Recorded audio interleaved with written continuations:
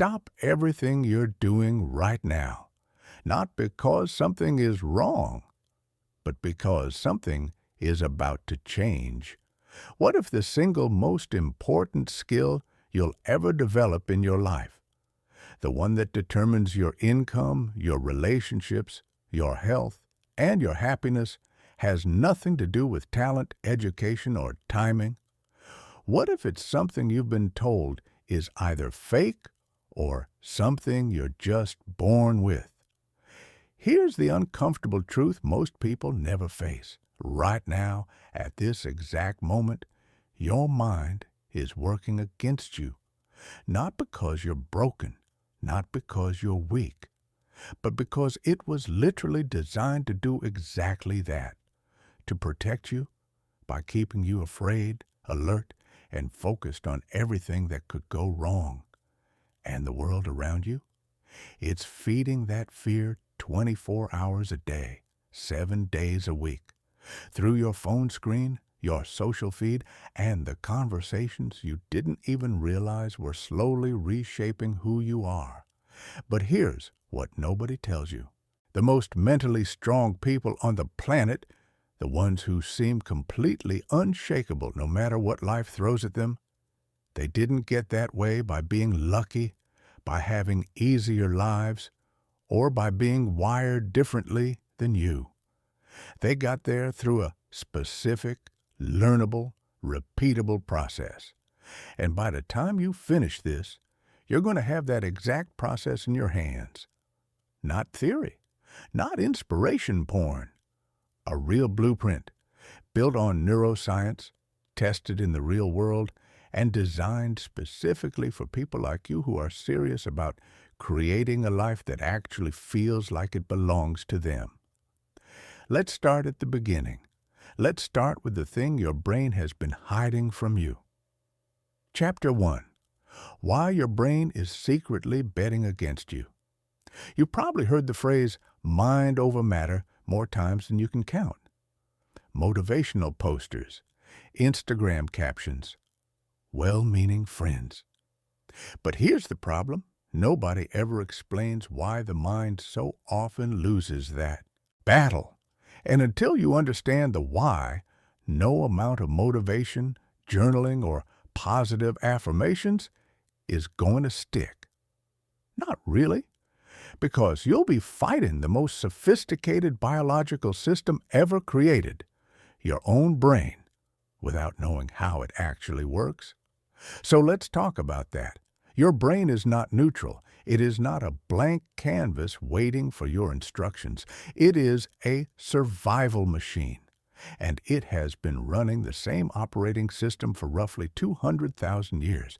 That operating system was built for one purpose: to keep you alive in a world full of predators, poisonous food, and hostile weather. The core feature of that operating system is what neuroscientists call the negativity bias. Here's what that means in practical terms. Your brain gives roughly 5 times more weight to negative experiences than to positive ones. When something good happens, your brain processes it, acknowledges it, and moves on.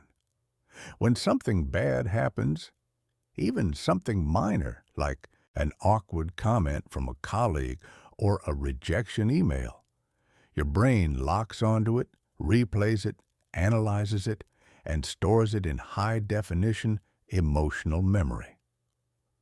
Think about the last time you received feedback on something you worked hard on. Maybe 7 people said it was brilliant. Maybe one person had a criticism. And that one criticism, that's the one that followed you home, kept you up at night, and replayed itself in your head 3 days later. That's not weakness. That's your negativity bias doing exactly what it was designed to do. Dr. Julia Shaw, a cognitive neuroscientist at University College London, describes it this way. Your brain is essentially a threat detection system that happens to also be capable of joy, creativity, and love. But the threat detection system always has priority access. It runs in the background constantly, scanning your environment, your conversations, your future plans, looking for danger. The problem? Most of us no longer live in environments where that level of threat detection is necessary. The saber-toothed tiger is gone. But the brain didn't get the update. So instead of scanning for predators, it scans for social rejection. Instead of watching for poisonous berries, it catastrophizes about financial ruin. Instead of staying alert for physical danger, it stays hyper-vigilant about what people think of you, what could go wrong in your relationship, and whether you're making the right career choices. This is the mental environment most people live in. Not because they're pessimists, not because they lack discipline, but because their brain is running software that was never updated. And here's the critical insight. If you don't deliberately reprogram this operating system, your default mental state will always drift toward anxiety, doubt, and negativity. Not sometimes, always, because that's what the hardware is built for. But, and this is where everything changes, the brain is also the most adaptable organ in the known universe. The discovery that transformed modern psychology and neuroscience is a concept called neuroplasticity. It's the scientific confirmation that your brain is not fixed. It's not hardwired permanently into the patterns it currently runs. It is, at every single moment of your life, physically reshaping itself based on what you repeatedly think, feel, and do. Every thought you think is a signal sent through your neural network. And every time you send that same signal repeatedly, the pathway it travels gets a little stronger, a little faster, a little more automatic. This is how habits form, including mental habits, including the habit of negativity, but also, crucially, including the habit of positivity. Dr. Lorenzo Riccati, a neuropsychologist based in Milan who has spent 2 decades studying cognitive transformation, put it simply in his 2019 research summary. The brain you have today is the product of your mental habits up to this point. The brain you have in 5 years will be the product of your mental habits starting now. That sentence should change how you see everything, because it means that your current mental state, however positive or negative it might be, is not your permanent destination. It's your current location. And with the right tools, you can navigate from where you are to somewhere far more powerful. Here's what that looks like in practice. Every time you catch a negative thought and consciously redirect it toward something more empowering, even if it feels forced and awkward at first, you're doing something physically real inside your brain. You're strengthening a new neural pathway. You're making positivity a little more automatic, a little more natural, a little more you. Every time you choose to focus on what you can control rather than what you can't, you're rewriting your mental software. Every time you ask, "What can I learn from this?" instead of, "Why does this always happen to me?" you're upgrading your operating system. This is not a metaphor. This is measurable, observable biology. And this is why developing an unbreakable positive mental attitude is not about pretending everything is fine. It's not about toxic positivity or pasting a smile on genuine pain. It's about understanding that your brain is the most powerful tool available to you and deciding consciously and deliberately to become the person who knows how to use it. The people who seem effortlessly positive, consistently resilient, and genuinely successful, they didn't stumble into that state. They built it, thought by thought, day by day, choice by choice, and you can do exactly the same thing. But to do it effectively, you need more than motivation. You need a framework.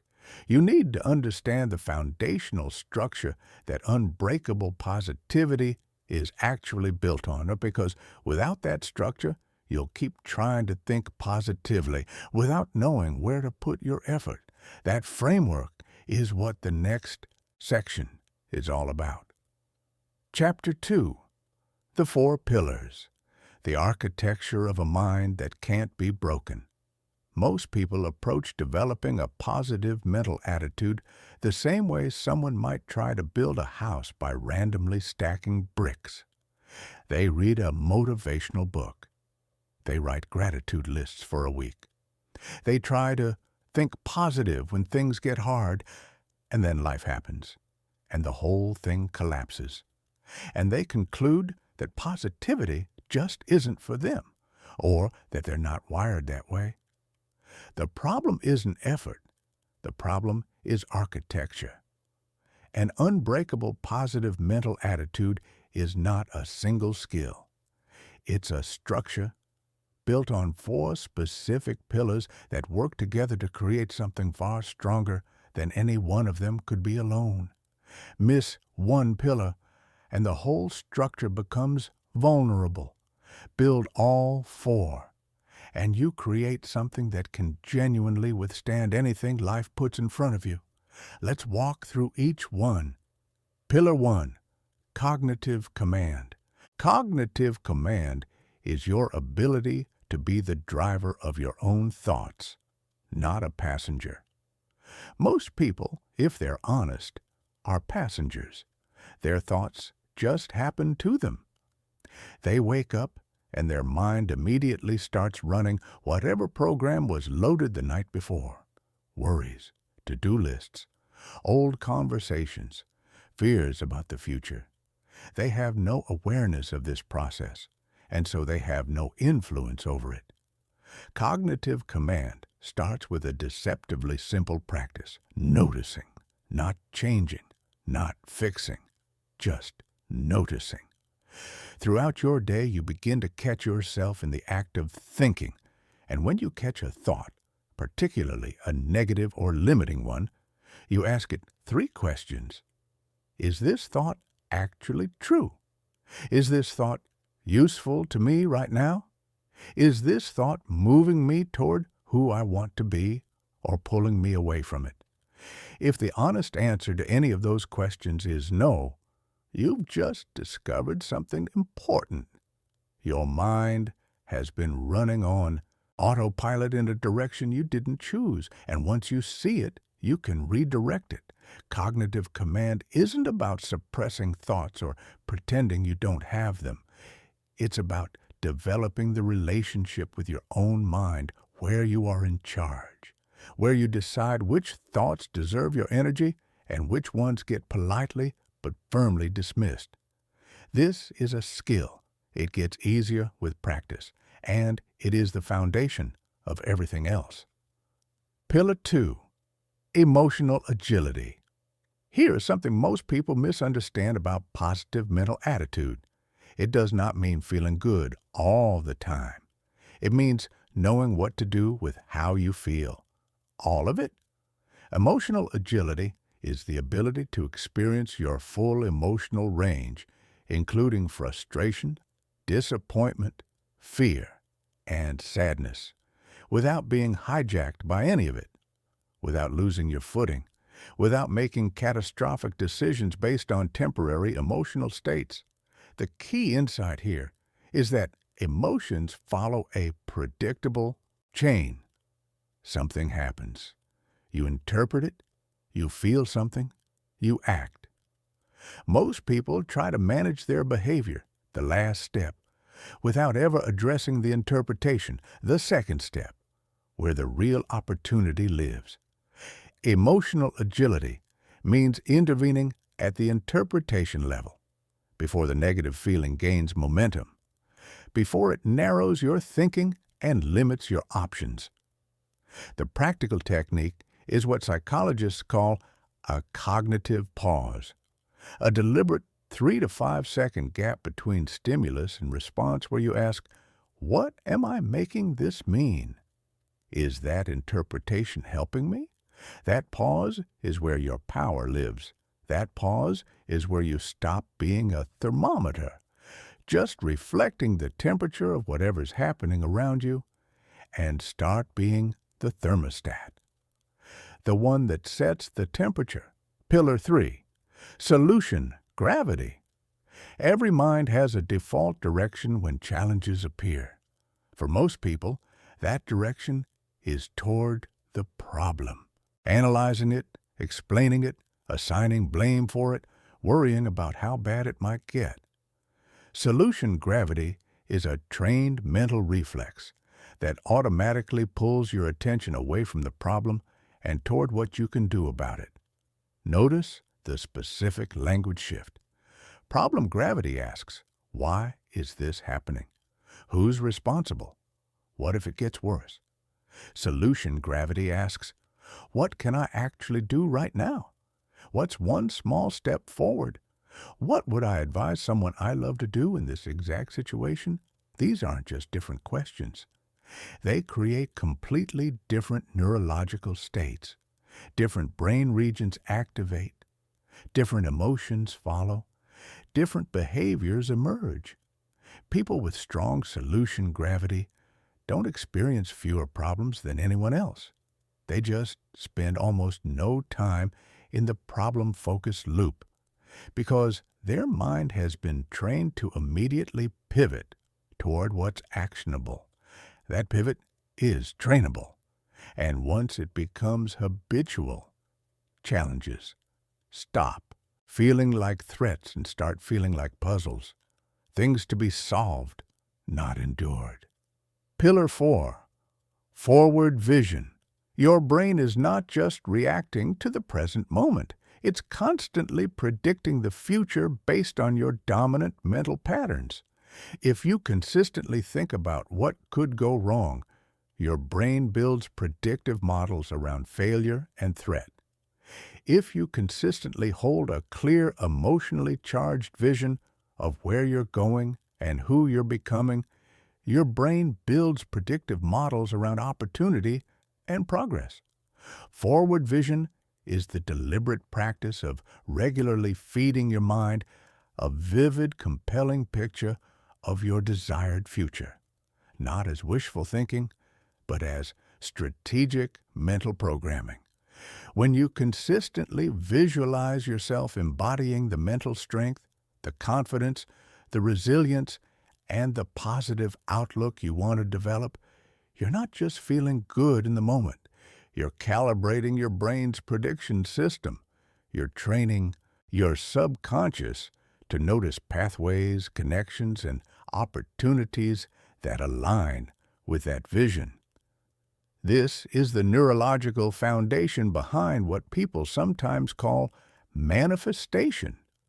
Stripped of mysticism, it's simply the documented fact that the brain moves you toward whatever you consistently and vividly focus on. These 4 pillars, cognitive command, emotional agility, solution gravity, and forward vision, are the architecture. Everything else you'll learn in this program lives inside one of these 4 structures. When all 4 are strong, you don't just feel more positive. You function differently. You think differently, respond differently, recover differently. You become, in the truest sense of the word, someone whose mental foundation cannot be broken. And that transformation starts with the conversation you've been having with yourself every single day, usually without realizing it.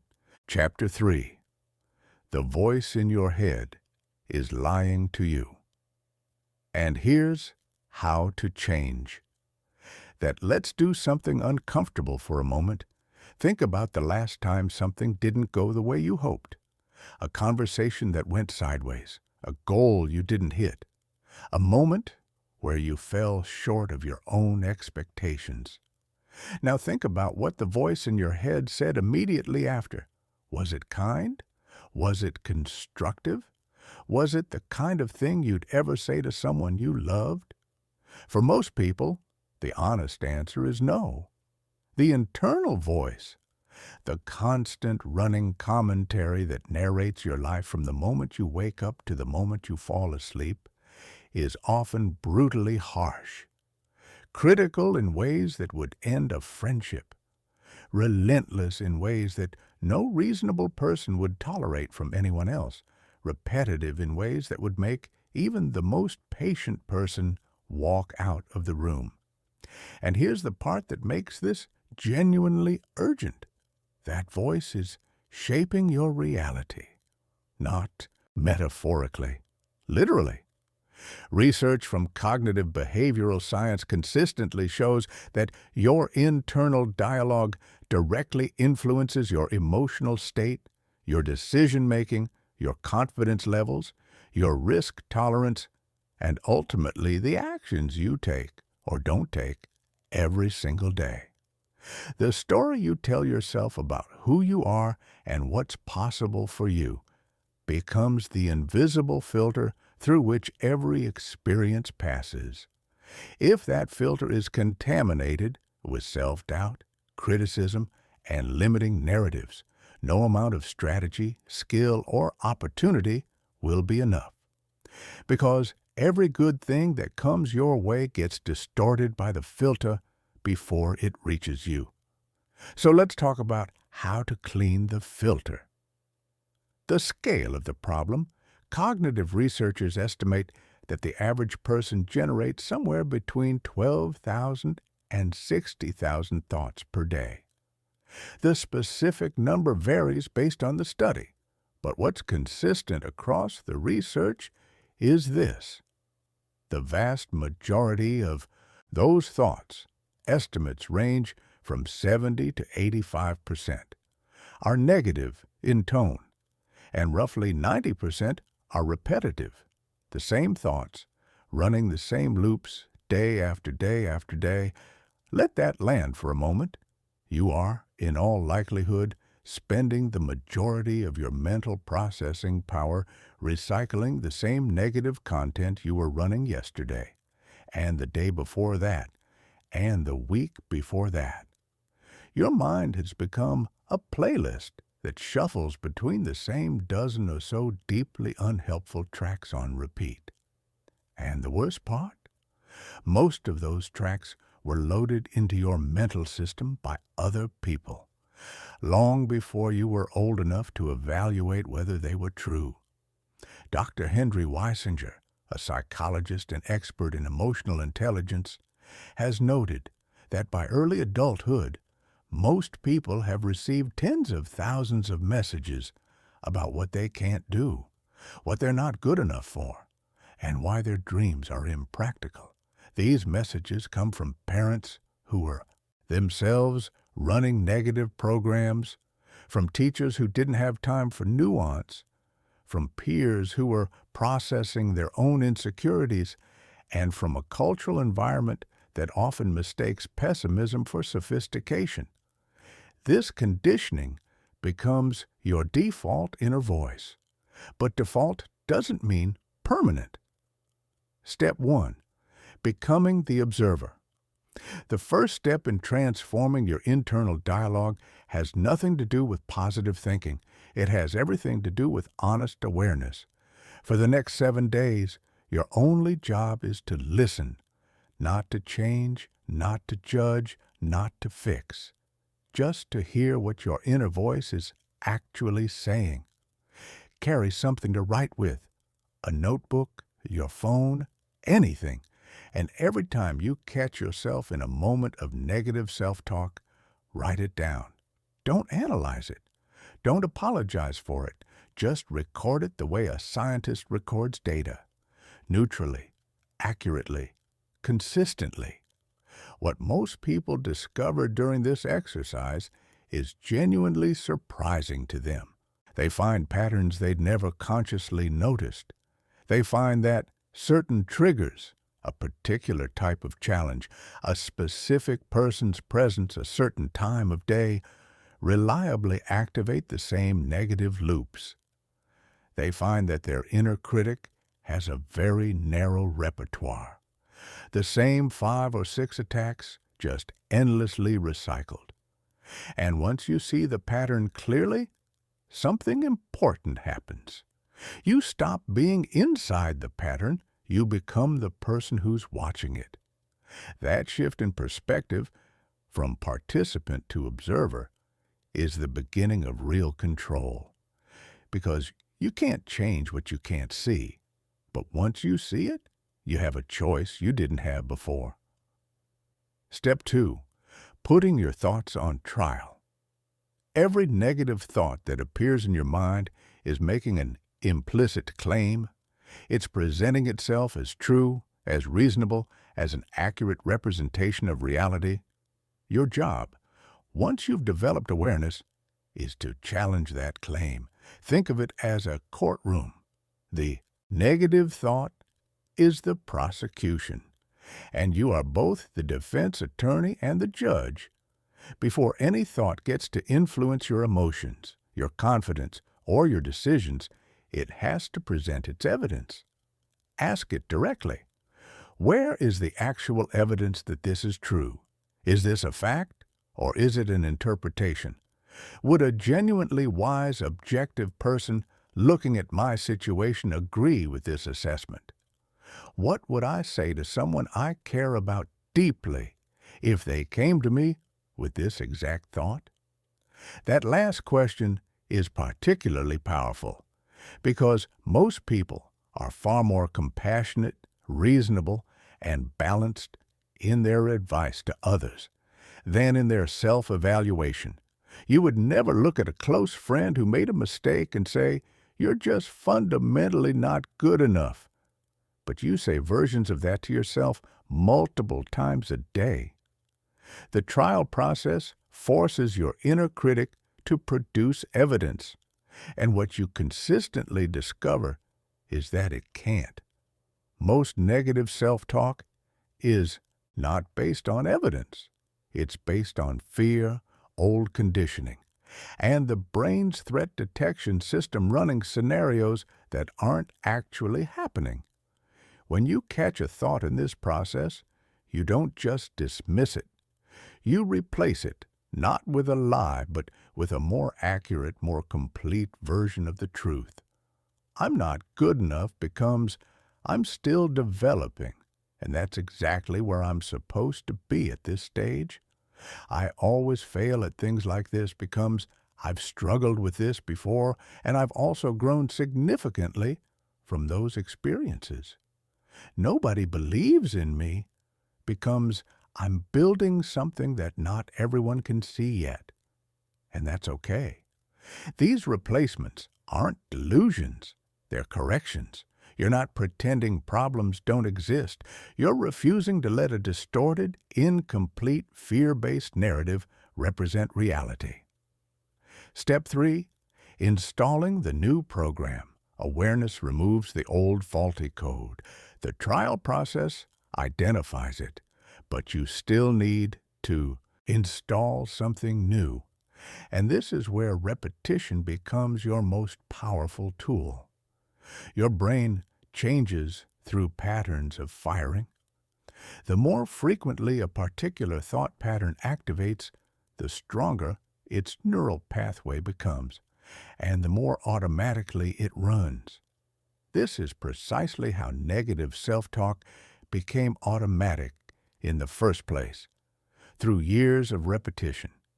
The same mechanism works in the other direction. Create a short list, 5 to 8 statements, that represent the mental identity you are building. Not affirmations that feel hollow or disconnected from reality, but statements that reflect the direction you are moving and the person you are committed to becoming. Things like, I handle pressure by finding what I can actually do about it. I'm someone who looks for solutions, and I'm genuinely good at finding them. I grow from hard experiences. That's what they're for. My confidence comes from my commitment to keep showing up, not from always getting it right. Read these every morning, not passively, not mechanically, but with genuine intention. See yourself as the person who lives these truths. Feel the difference between your current state and that version of yourself. Let the gap between where you are and where you're going feel motivating rather than discouraging. And when negative thoughts surface throughout the day, and they will, use your pattern interrupt. The moment you catch it, stop, one breath, and then one statement from your list, not to bury the negative thought, to redirect the neural pathway. Over time, not weeks but months of consistent practice, something genuinely remarkable happens. The negative track starts to fade. The new track starts to run automatically. And the voice in your head begins, for perhaps the first time, to actually sound like someone who's on your side. That is not a small thing. That is the foundation of everything else. Chapter 4. The most underestimated tool for rewiring your brain. Let's be completely honest about gratitude for a moment. When most people hear the word, they think of journaling exercises that felt meaningful for about 4 days before the notebook ended up in a drawer somewhere. Or they think of the slightly performative social media posts where people list their blessings alongside a sunset photo. That kind of gratitude, surface level, inconsistent, and emotionally disconnected, does essentially nothing. But real gratitude, practiced with genuine depth, emotional intensity, and systematic regularity, is one of the most powerful neurological interventions available to a human being. Full stop. Here's the science, and why it matters more than most people realize. What's actually happening in your brain. Dr. Glenn Fox at the Brain and Creativity Institute at USC has used neuroimaging to study what happens in the brain during genuine experiences of gratitude. What he found is striking. When you feel real gratitude, not just think, "I should be grateful," but actually feel it, there is significant activation in the medial prefrontal cortex, which is involved in learning, decision-making, and the processing of moral cognition. But more importantly, for our purposes, regular gratitude practice has been shown to physically alter the density of neural connections in regions associated with positive emotion, social bonding, and stress regulation. Put simply, practicing gratitude consistently doesn't just make you feel better in the moment, it gradually rewires the physical structure of your brain to be more naturally oriented toward positive experience. And remember, the negativity bias we talked about, the brain's tendency to register threats more strongly than opportunities, to hold on to pain longer than joy. Gratitude is one of the most direct counterforces to that bias. It trains your brain to actively scan for what's working, what's present, and what's valuable, in direct opposition to the default threat scanning program. This is not feel-good philosophy. It's applied neuroscience, and it has compounding returns. The 4 levels of gratitude practice. Most people who try gratitude work at what I'd call level 1. And while that's a valid starting point, it's also why so many people plateau quickly. Let's walk through all 4 levels, because each one does something the previous one cannot. Level 1. Foundational appreciation. This is the practice most people know, regularly acknowledging the good things already present in your life. Your health, your relationships, your shelter, your opportunities, your experiences, the people who've helped you. But here's where most people go wrong. They list rather than feel. Listing is cognitive. Feeling is transformational. When you practice foundational appreciation, don't just write grateful for my health. Pause. Actually think about what your physical capacity allows you to do, what your life would look like without it. What it means that you woke up this morning able to move and think and engage with the world. Let that land emotionally. Let gratitude shift from a thought to a sensation. Twice a day, morning and evening, take 5 focused minutes on 3 things. Not a list of 30 items rushed through in 90 seconds. 3 things felt deeply, connected to genuine appreciation. This alone, practiced consistently, begins to alter your brain's default orientation. Level 2, adversarial gratitude. This is where gratitude becomes genuinely transformational. Adversarial gratitude is the practice of finding something to authentically appreciate within difficult, frustrating, or painful situations. Not forcing a silver lining, not dismissing real difficulty, but genuinely asking, what is this experience giving me that I wouldn't have received any other way? When something goes wrong, a project fails, a relationship becomes difficult, a plan collapses, your brain's default response is to contract around the problem. Adversarial gratitude interrupts that contraction with a different question. What am I learning here that I couldn't have learned any other way? What is this difficulty strengthening in me? How might this redirection actually be moving me towards something better? These aren't rhetorical questions. They're genuine inquiries. And the answers, when you sit with them honestly, are almost always more interesting and more useful than the catastrophizing the brain defaults to. Over time, this practice rewires your automatic response to difficulty. Instead of "this is terrible," your brain starts to reflexively ask, "what's useful here?" And that single shift changes everything about how you experience life's inevitable challenges. Level 3, anticipatory gratitude. Your brain, as we've established, is a prediction machine, and the emotional state you bring to your predictions about the future has a direct impact on the opportunities you notice, the risks you take, and the actions you choose.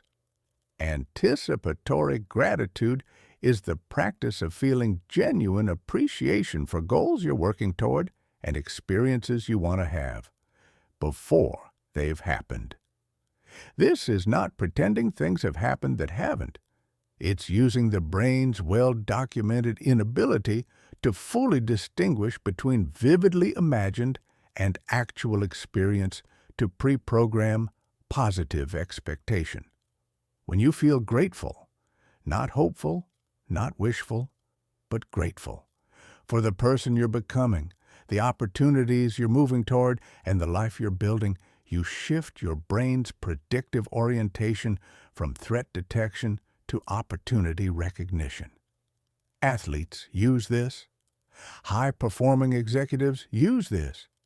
And it works, not because of mysticism, but because your brain genuinely begins to pattern match your environment to whatever you've been emotionally rehearsing. Level 4, existential gratitude. This is the deepest level and the one most people never reach, which is part of why so many people hit a ceiling in their personal development. Existential gratitude is appreciation for existence itself, for the fact that you are conscious and experiencing and alive, for the staggering improbability that you exist at all in this form at this moment in history. This might sound abstract, but when you genuinely connect with it, even briefly, it produces a quality of peace and perspective that no amount of problem-solving or goal achievement can replicate. It removes the frantic quality from your ambition. It quiets the anxiety that says, "I need more to be okay." You already are something extraordinary just by virtue of being here, aware, and capable of choosing how to respond to your experience. When you touch that truth regularly, the small frustrations and setbacks that normally consume enormous mental energy begin to look appropriately small, and your capacity for genuine, sustainable positivity deepens in a way that nothing else quite achieves. Chapter 5. You are what you consume, and most people are consuming poison. Let's talk about your mental diet, not your food, your information, your entertainment, your conversations, the content that flows into your mind for the 10, 12, or 14 hours a day that you're awake and exposed to the world. Because here's what most people don't realize. Your mental attitude is not just the product of your internal habits. It's also the product of your external inputs.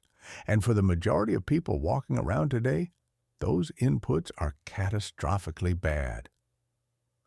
The invisible programming, your brain is absorbing information constantly from your environment, your social circle, your media consumption, your entertainment choices, and it's using all of that information to build and reinforce its models of what the world is like, what's possible, what's safe, and what to expect. This is not conscious. You don't choose what gets absorbed and what doesn't. Your brain is soaking it all in, all the time, and quietly adjusting its operating assumptions accordingly. If the majority of what flows into your mind is negative, stories of threat, conflict, inadequacy, and fear, your brain's operating assumptions shift in that direction. Your default outlook becomes more anxious, more pessimistic, more scanning for danger. And the modern information environment is, almost without exception, designed to maximize exactly that kind of input. News platforms are engineered around threat and outrage because threat and outrage generate engagement. Social media algorithms prioritize content that triggers strong emotional reactions, and negative emotions are consistently stronger triggers than positive ones. Entertainment leans heavily into conflict, drama, and darkness because these create narrative tension. None of this is incidental. It's the business model, and you are the product.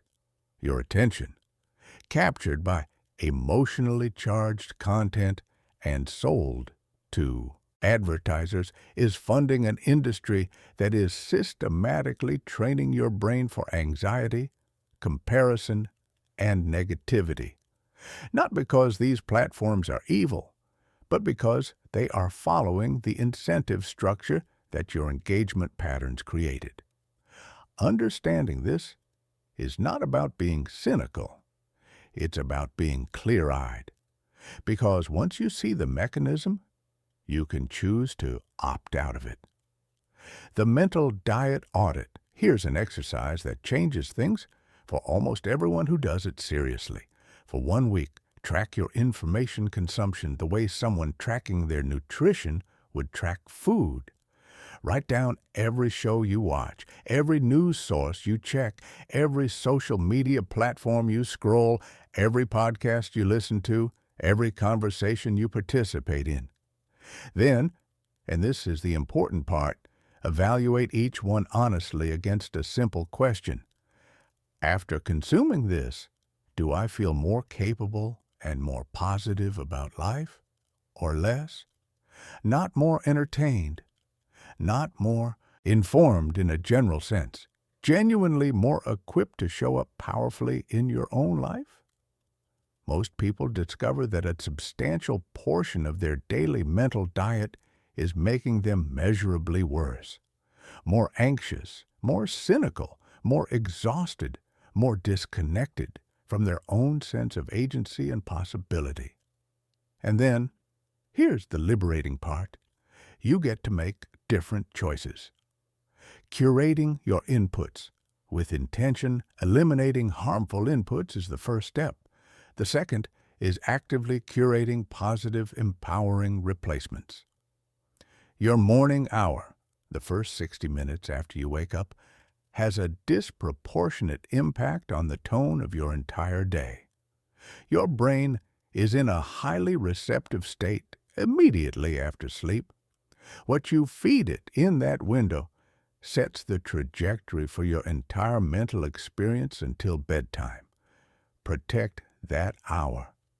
Before you check your messages, before you open a news app, before you scroll anything, feed your mind something that builds rather than depletes. This might be reading from a book by someone who has navigated life with genuine wisdom. It might be a podcast conversation with someone who thinks in ways that expand your own. It might be reviewing your goals and the person you're committed to becoming. It might simply be sitting quietly and setting an intentional mental tone for the day. The specific content matters less than the principle.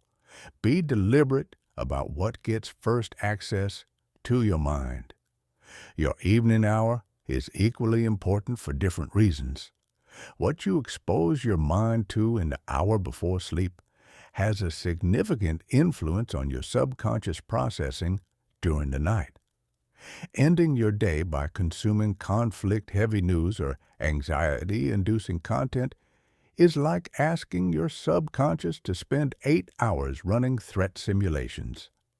End instead with something that leaves your mind in a positive, reflective, or peaceful state. One powerful practice. Before you sleep, spend 3 minutes writing down one thing you did today that moved you forward, one thing you're genuinely looking forward to tomorrow, and one person in your life you feel grateful for. 3 sentences, 3 minutes, profoundly different subconscious programming. The people factor. Your social environment is part of your mental diet, and for many people, it's the most influential part. The research here is clear and worth taking seriously. Dr. David Spiegel at Stanford Medical Center has documented how deeply social environments shape not just mental states, but actual physiological health markers. The people you spend significant time with are influencing your nervous system, your stress hormones, your immune function, and your brain's default orientation toward the world. Think carefully about who gets consistent access to your mind. Are the people you spend the most time with generally oriented toward growth, possibility, and solutions? Or are they oriented toward complaint, limitation, and problems? Do you consistently leave conversations feeling more energized and more capable, or more drained and more doubtful? This is not about cutting people out of your life based on a single conversation. It's about being honest about the cumulative effect of your most consistent social inputs and making conscious, intentional adjustments based on what you discover. Building a mental environment that works for you. The goal of all of this, the media curation, the morning and evening rituals, the social environment choices, is to build a mental environment that passively supports your positive mental attitude rather than constantly undermining it. When your environment is working for you, maintaining positivity doesn't require constant willpower. It becomes the natural result of the inputs your brain is consistently receiving. You're not fighting your environment. Your environment is training you toward exactly the mental state you've deliberately designed it to produce. That's not luck. That's engineering. And once you understand that your mental attitude is something you can engineer through the choices you make about your environment, everything changes because you stop being a passive recipient of whatever the world sends your way. and you become an architect of the psychological space you live in. That's real power, and it's entirely, completely already within your reach. Chapter 6, The Resilience Blueprint. How to get stronger from everything that tries to break you. Here's a question worth sitting with honestly. When the last genuinely hard thing happened in your life, the setback that caught you off guard, the failure that stung, the situation that felt like the ground had shifted beneath you, what did your mind do with it? Did it process it, extract what was useful, and move forward? Or did it lock onto it, replay it repeatedly, and use it as evidence for something limiting about you or your future? For most people, it's the second. And that's not a character flaw. It's the result of never having been taught properly, systematically, how resilience actually works. Because resilience is not a personality trait. It's not something you either have or you don't. It is a learnable, developable, trainable skill set. And the people who seem to bounce back from anything aren't doing so because they feel less pain than you do. They're doing so because they've developed a fundamentally different relationship with difficulty. Let's build that relationship now. The explanatory style. Why two people can face the same setback and have completely different lives. Afterward, one of the most important discoveries in modern psychology came from Dr. Christopher Peterson at the University of Michigan, who spent decades studying what distinguishes people who recover and grow from adversity from those who are derailed by it. What he found was that the critical variable wasn't the severity of the setback. It wasn't the person's resources, their support system, or their natural disposition. It was something far more subtle and far more changeable. It was the story they told themselves about why the setback happened. Peterson called this explanatory style, the habitual way a person explains negative events to themselves, and he identified 3 dimensions on which explanatory styles differ in ways that either destroy or build. Resilience. The first dimension is permanence. When something goes wrong, do you see it as a temporary situation, this isn't working right now, or as a permanent condition, this will never work? People with low resilience consistently interpret setbacks as permanent states. People with high resilience consistently interpret them as temporary phases. The second dimension is pervasiveness. Do you see a specific setback as limited to one area? This particular project didn't go well, or as evidence of a global problem, everything in my life is falling apart. Low resilience explanatory styles generalize, high resilience styles stay specific. The third dimension is personalization. Do you see setbacks as defining statements about your worth as a person? I failed, therefore I am a failure. Or as external, contextual events? That approach didn't work in that situation? Low resilience collapses the distinction between an outcome and an identity. High resilience keeps them clearly separate. Read those 3 dimensions again, slowly, and then honestly ask yourself, when something difficult happens in your life, which end of each spectrum does your mind naturally move toward? Because wherever you are right now is simply your current default, and defaults can be deliberately reprogrammed. The practical work here is straightforward, though not always easy. Every time you face a setback, you interrupt your initial explanatory narrative and consciously revise it along all 3 dimensions. This is temporary. This is specific. This is about the situation, not about who I am, not as a dismissal of the difficulty, but as an accurate, balanced, genuinely true reframing of what the situation actually means, from resilience to anti-fragility. Resilience, properly understood, is the capacity to recover to your previous state after being stressed. It's valuable, but there's a level beyond resilience that the strongest mental performers develop, and it changes the entire relationship with adversity. The concept comes from the work of philosopher and risk analyst Nassim Nicholas Taleb, who introduced the term anti-fragility to describe systems that don't just survive stress, they actually improve because of it. Your body's immune system is anti-fragile.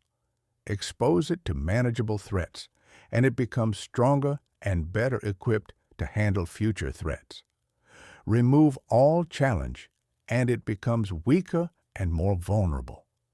Your mind can work the same way, but only if you develop the mental framework that allows difficulty to function as training rather than as damage. The shift is in the question you ask when hard things happen. Most people, in the middle of a setback, ask, "Why is this happening to me?" That question frames difficulty as something being done to you, which positions you as a victim, which generates helplessness, which drains motivation. Anti-fragile thinkers ask a different question. What is this building in me? Not as a toxic positivity bypass of real pain, as a genuine inquiry into the developmental value of the experience. Because difficulty is always building something. The only question is whether you're conscious of the process and directing it, or unconscious of it and being dragged through it. Every time you face genuine difficulty and stay in it, without collapsing, without running away, and without pretending it's fine when it isn't, you expand your proven capacity to handle difficulty. You develop evidence that you can endure more than you previously thought. You build what psychologists call self-efficacy, a deep, experiential confidence in your own ability to navigate hard things. That confidence cannot be manufactured through positive thinking alone. It has to be earned through the experience of actually going through hard things and coming out the other side. This is why running from challenge is, paradoxically, the most dangerous thing you can do for your mental strength. Every challenge you avoid is a training opportunity lost. Every difficulty you face is a deposit in the account of your own proven resilience. The RAIN method, processing difficulty without being consumed by it. There's a specific psychological technique that makes the difference between experiencing negative emotions as they arise and being overwhelmed by them. It's been refined through decades of clinical psychology and mindfulness research, and it works precisely because it addresses both the emotional and cognitive dimensions of difficult experiences simultaneously. The technique is called RAIN, R, recognize. The moment you notice a difficult emotion arising, frustration, anxiety, disappointment, fear, you name it clearly. Not as a performance, just as an honest acknowledgement. I'm feeling frustrated right now. I'm feeling genuinely scared about this. Naming an emotion activates the prefrontal cortex and reduces the intensity of the amygdala's threat response. The simple act of naming what you feel begins to give you distance from it. Allow. Rather than immediately trying to fix, suppress, or escape the feeling, you let it be present. This sounds counterintuitive, and it feels uncomfortable the first several times you practice it. But resistance to negative emotions typically intensifies them, while allowing them to exist without fighting them actually allows them to pass more quickly. You're not indulging the emotion, You're not building a narrative around it. You're simply letting it be there, like weather that you can observe without needing to stop. I investigate. With curiosity rather than judgment, you explore the emotion. Where do you feel it in your body? What specific thoughts are generating it? What does it seem to be trying to protect you from? What would this emotion need you to know? This investigation shifts you from being inside the emotion to being a thoughtful observer of it, which is the position from which you can actually respond intelligently rather than just react. N. Non-identification. This is the most powerful part. You remind yourself, clearly, explicitly, that you are not this emotion. You are the consciousness that is experiencing this emotion. You are the observer, not the feeling. The anger is something you're experiencing. It is not what you are. The fear is passing through you. It does not define you. This non-identification creates the crucial psychological space between stimulus and response, where your freedom and your power actually live. Practice this enough times, and it becomes a rapid, almost instantaneous internal process. The emotion arises, you move through all 4 steps in 30 seconds, and you're already back in a position of clarity and choice. That's not suppression, that's mastery. Building psychological capital. The research on resilience consistently points to 4 internal resources that, when developed together, create what psychologists call psychological capital, a reservoir of mental strength that you can draw on under pressure. The first resource is hope, not wishful hope, but what researchers call agency thinking, the genuine belief that you have the capacity to find pathways to your goals even when the obvious path is blocked. Hopeful people don't give up when approach A doesn't work. They generate approach B, C, and D with genuine creative energy. The second is efficacy, your confidence in your ability to take specific actions and produce specific outcomes. Efficacy is not global self-esteem. It's domain-specific, earned through experience and built by consistently doing hard things and registering that you did them. The third is resilience itself, the recovery capacity we've been building throughout this chapter. The fourth is optimism, specifically the tendency to attribute positive outcomes to internal, stable factors.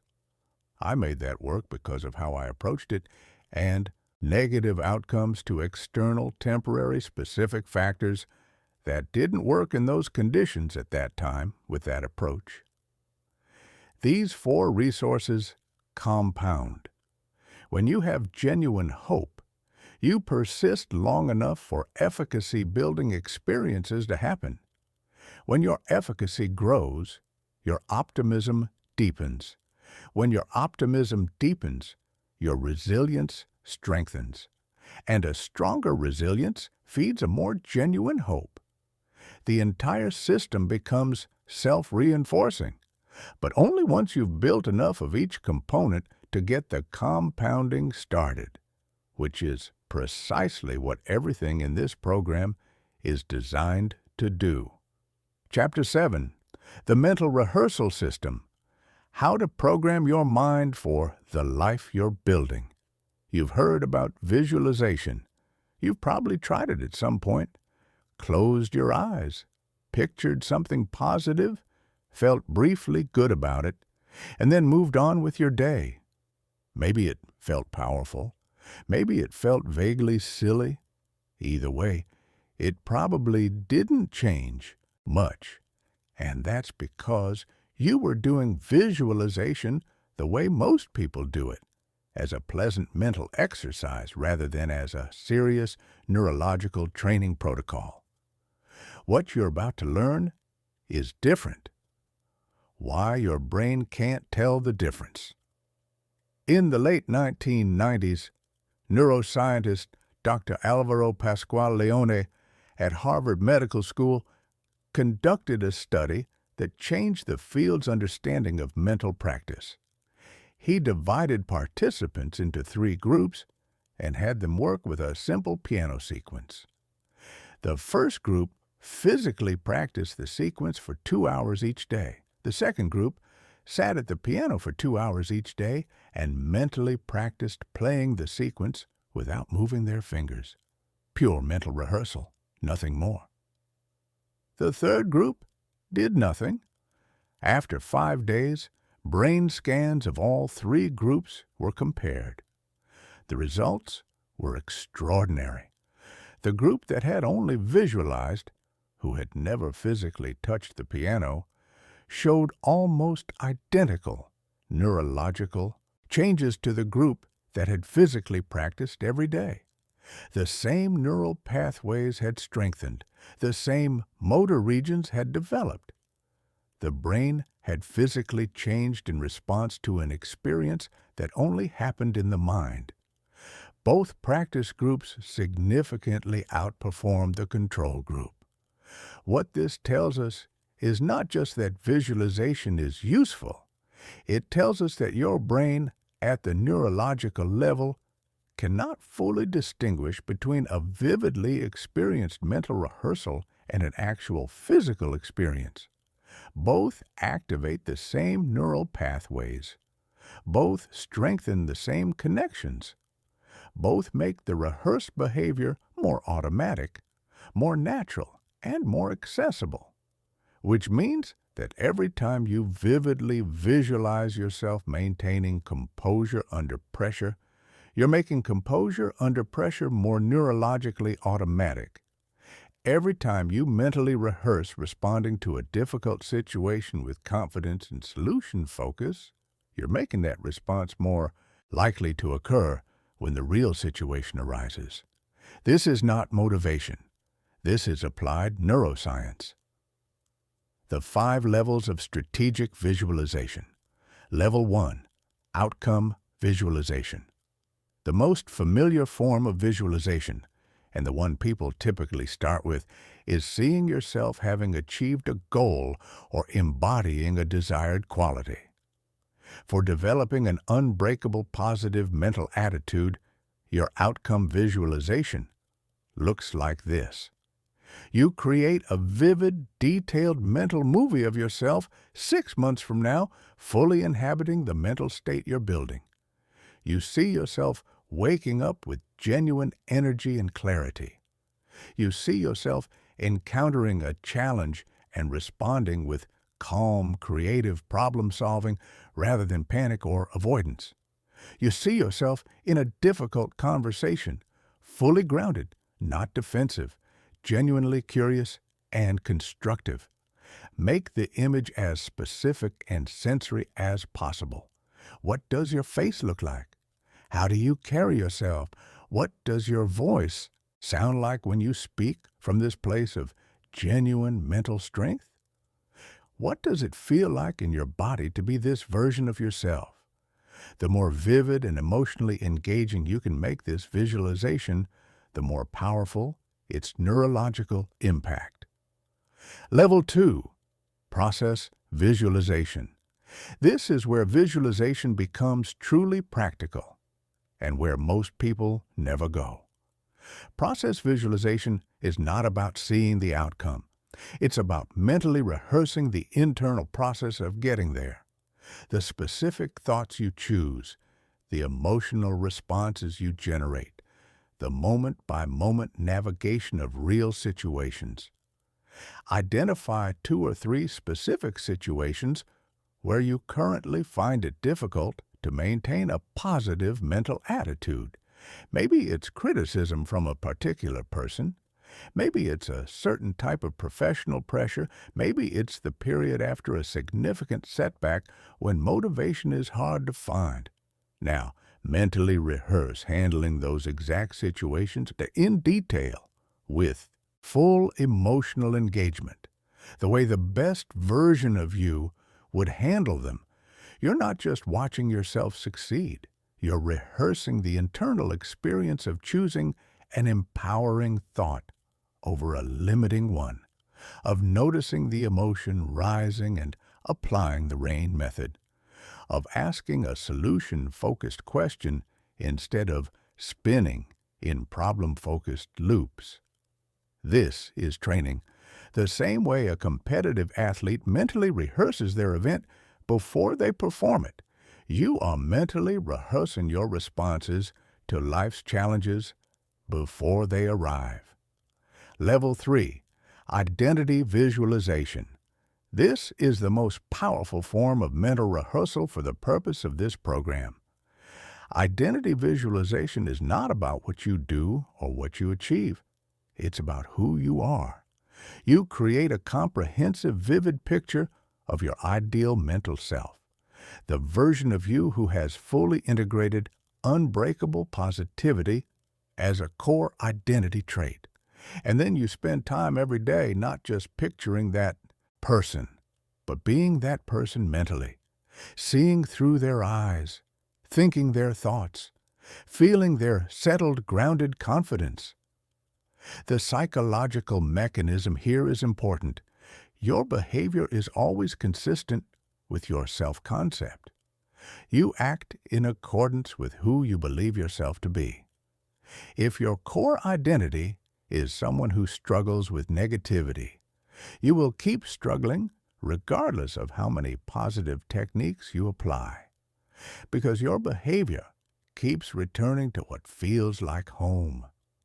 Identity visualization rewrites what feels like home when you consistently inhabit the identity of someone who is genuinely, durably positive in your mind before it's fully true in your behavior. You begin to close the gap between your current patterns and that identity from the inside out. Level 4. Future memory creation. Your brain makes predictions about the future based on what it has previously experienced. If your past is full of situations that ended in disappointment or failure, your brain will predict more of the same. And those predictions will subtly shape every decision you make.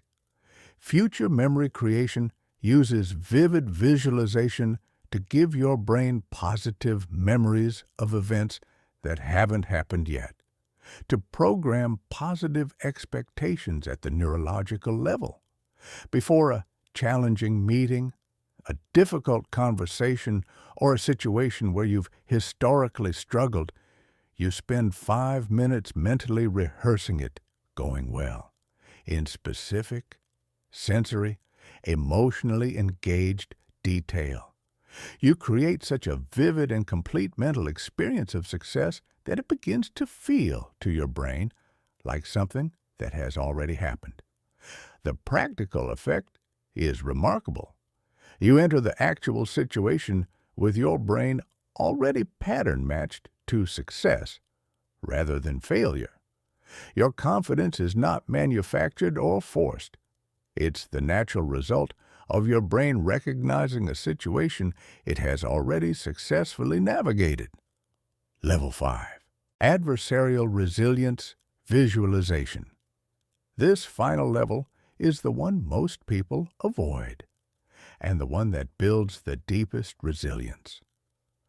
Adversarial resilience visualization means deliberately visualizing your most feared or challenging scenarios and then mentally rehearsing yourself navigating them with complete positivity, creativity, and strength. You're not dwelling on worst cases. You're proving to yourself, through vivid mental rehearsal, that you can maintain your mental foundation even in the scenarios that most frighten you. You're building a deep, experiential confidence that says, whatever happens, I know I can handle it, because I've rehearsed it. This is what eliminates the low-grade anxiety that most people carry constantly about the things they're afraid might happen. When you've mentally rehearsed the worst case and seen yourself not just surviving, but genuinely finding meaning, learning, and forward momentum within it, the worst case loses its power to destabilize you. That's not denial. That's the highest form of mental preparation. Chapter 8. The Criticism Shield. Turning other people's negativity into your fuel. Let's talk about something that derails people's positive mental attitude more reliably than almost anything else. Other people.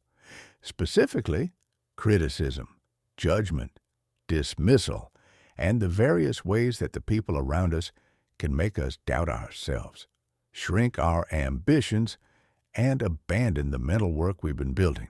Because here's the reality. You can do everything right internally. You can build your morning routine, practice your gratitude, master your self-talk, and visualize consistently. And one pointed criticism from a person whose opinion you care about can send all of that crumbling in about 45 seconds. Unless you have a shield, not a wall. Walls block everything, including feedback that's genuinely useful, connection that genuinely nourishes, and input that genuinely helps you grow. A wall isolates. A shield is different. A shield is selective. It filters out what will genuinely damage you while allowing what's genuinely useful to come through. And it can be built deliberately, methodically, with specific components that work together. The first component, source calibration. Before any criticism or negative input is allowed to affect your mental state, it needs to pass through a single, non-negotiable filter. Who is this coming from? Not as a dismissive defense mechanism, as a genuinely important epistemic question. Ask honestly, is this person someone who is living the kind of life I respect and aspire to? Do they have demonstrated competence in the area they're commenting on? Is their track record one of constructive good faith feedback, or one of tearing down, undermining, or projecting? The reason this matters is simple. The weight you assign to input should be proportional to the credibility of its source. You would not take medical advice from someone with no medical knowledge just because they delivered it with confidence and conviction. The same principle applies to feedback about your life, your goals, and your mental development. Criticism from someone who is themselves stuck, frustrated, or operating from fear should carry essentially no weight in your internal world. This is not arrogance. It's calibrated evaluation. And here's a counterintuitive insight worth holding on to. Criticism from people who are threatened by your growth is often one of the most reliable indicators that you're on the right track. When you start pushing beyond the boundaries of what the people around you have decided is possible, it disturbs something in them. Your movement forward confronts their standing still. Their response to that discomfort often looks like criticism directed at you. That criticism is information about them, not about you. The second component, content extraction. Even when criticism comes from a questionable source, there is sometimes a grain of genuinely useful information buried inside it. Your job is to extract that grain without consuming the emotional poison surrounding it. Ask yourself, is there any specific, factual observation in this feedback that I could act on to improve? Can I separate the actionable information from the personal judgment? Can I take the data without taking the sting? For example, if someone dismisses your business idea with condescension and tells you you're being naive, the dismissal and condescension go directly into the discard pile. But the word naive might prompt a useful self-inquiry. Am I missing something? Are there realistic challenges I haven't adequately accounted for? That's worth examining, not because the person was right to be dismissive, but because the question itself has merit, independent of how it was delivered. This is sophisticated mental processing. You're not accepting criticism wholesale, and you're not rejecting it wholesale. You're doing the careful work of finding what's useful and discarding what's harmful. The third component, the gratitude flip. This is the technique that transforms criticism from a threat to your positivity into literal fuel for it. The moment you receive criticism, particularly criticism that feels unfair, motivated by jealousy, or designed to undermine, you make a deliberate internal choice to feel grateful for it. Not sarcastically, genuinely grateful, because it just showed you exactly what kind of energy you don't want to carry in your own life. Grateful because it's giving you a live opportunity to practice emotional regulation in a real situation rather than just in your imagination. Grateful because people who are genuinely happy, confident, and grounded in their own lives rarely spend their energy tearing others down, which tells you something important about the internal state of the person delivering this particular message. Grateful, most powerfully, because it's fuel. Every person who has ever told someone great that they couldn't do it added to the energy that person eventually used to prove them wrong. Criticism, dismissed with genuine lightness and internally converted to motivation, becomes one of the cleanest sources of forward momentum available. The fourth component, energetic boundary setting. This is perhaps the most important long-term component of the criticism shield because it addresses not just specific criticism, but the ongoing influence of consistently negative people in your environment. Energetic boundaries are internal limits you set, clearly, consciously, and without apology, around how much influence you allow another person's emotional state or attitude to have over your own. This is different from emotional distance or coldness. You can be warm, compassionate, genuinely engaged with another person and still maintain a clear internal boundary that says your negativity is yours. It does not have to become mine. The practical work here is visualization, the same tool we developed in the previous chapter. You build a clear mental image of your energetic boundary, perhaps a field of calm, settled light that surrounds you, through which positive energy flows freely and negative energy cannot penetrate. You practice activating this visualization before you enter situations with people who consistently drain or destabilize you. Over time, with genuine practice, this stops being a technique and becomes a state. You find that you can be fully present with difficult people without being pulled into their emotional weather. You can hear their negativity without absorbing it. You can care about them without being responsible for them. That capacity is freedom, real, practical, daily freedom from one of the most common threats to positive mental attitude. Chapter 9, The Daily Architecture of an Unbreakable Mind. Here's the most honest thing anyone will ever tell you about developing a positive mental attitude. Inspiration is not enough. You can read every book, attend every seminar, watch every motivational video ever made, and if you don't translate that inspiration into a system, a structured daily architecture that runs whether you feel motivated or not, nothing will permanently change.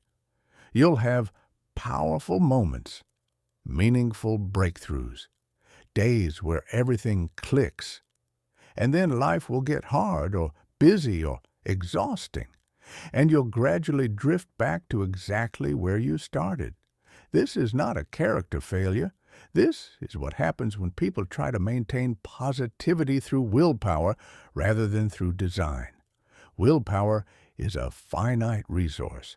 Research from psychologist Roy Baumeister at Florida State University established what's now called ego depletion, the consistent finding that the capacity for self-regulation diminishes with use throughout the day. The more decisions you make, the more stress you handle, the more temptations you resist, the less mental energy you have available for deliberate positive thinking by evening, which is why waiting until you feel like being positive or relying on motivation to sustain your mental practices is a losing strategy from the start. What works, what actually produces permanent compounding transformation, is building a system of daily habits so well designed and so deeply integrated into your routine that positivity becomes the automatic output of your day, not the effortful goal of it. Let's build that system. The morning architecture.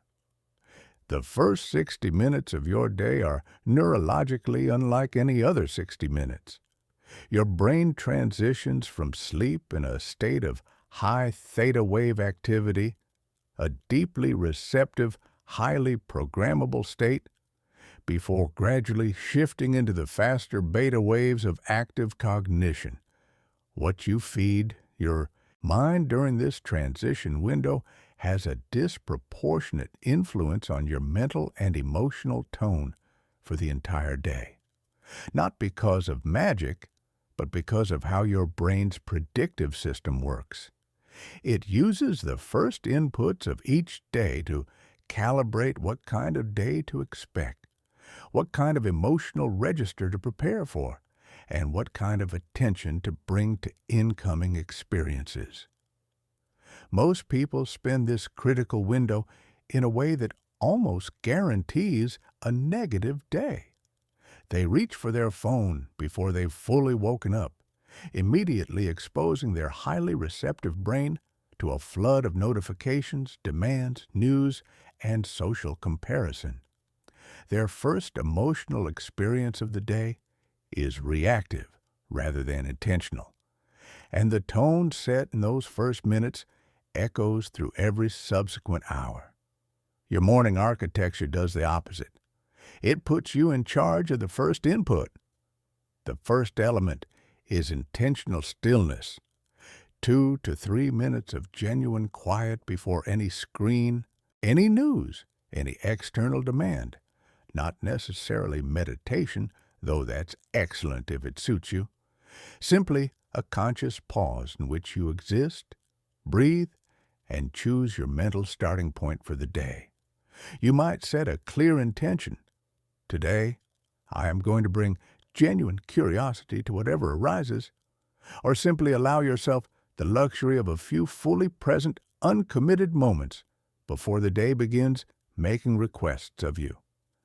This pause trains the habit of intentionality itself, of being the one who decides your mental state rather than the one who receives whatever the environment delivers.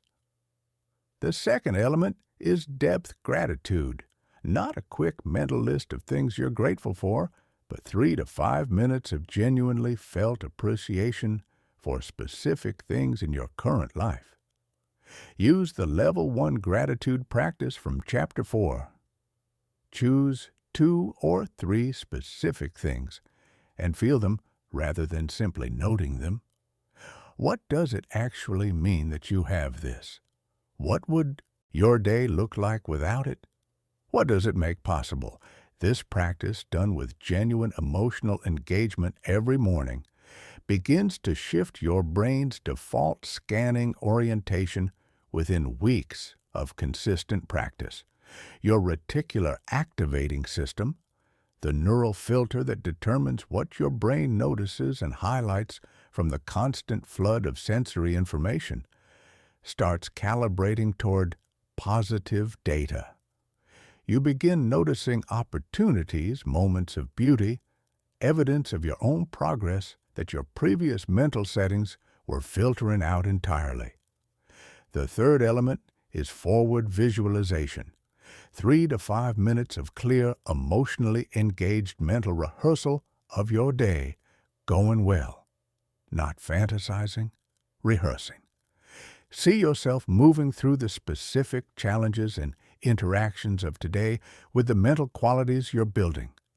Calm under pressure, solution-focused when problems arise, genuinely warm and present in your relationships, resilient when things don't go as planned. Create this mental movie with enough detail that your brain treats it as a real experience. Because, as we established in Chapter 7, it largely does. These three elements together require no more than 12 to 15 focused minutes. What they produce? A brain primed for positive pattern recognition, an emotional baseline set well above the default, and a nervous system that has already rehearsed today's challenges successfully is worth far more than any amount of motivation you could consume in the same time. The midday reset. Most people's mental state degrades significantly from morning to afternoon.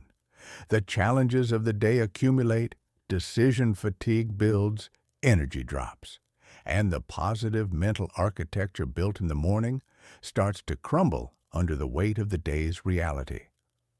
The midday reset is a 2 to 3 minute practice designed to interrupt this degradation pattern and restore your mental baseline before it has dropped too far. Find a genuine pause, even a brief one, sometime between noon and 2 in the afternoon. Step away from whatever you're engaged with.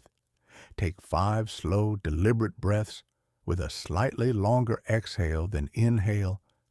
This activates your parasympathetic nervous system and begins to clear the cognitive and emotional buildup of the morning.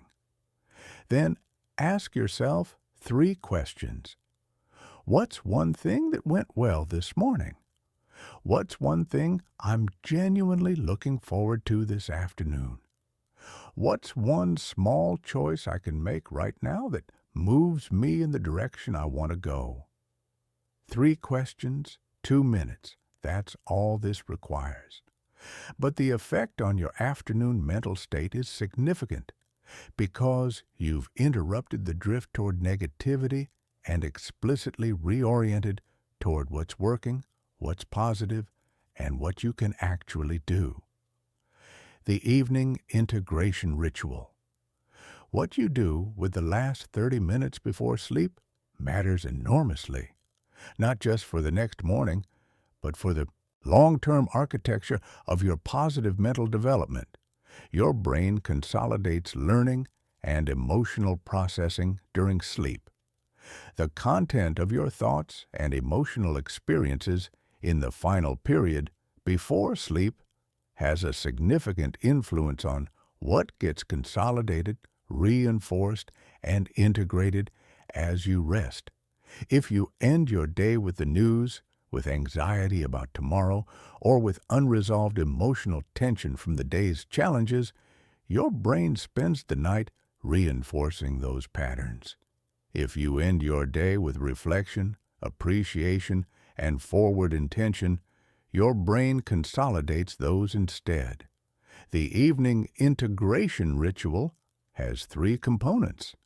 The first is the day review, a 5-minute reflection on your day through a deliberately appreciative lens, not a performance review, not a critical audit, simply an honest scan for what went well today, even in small ways.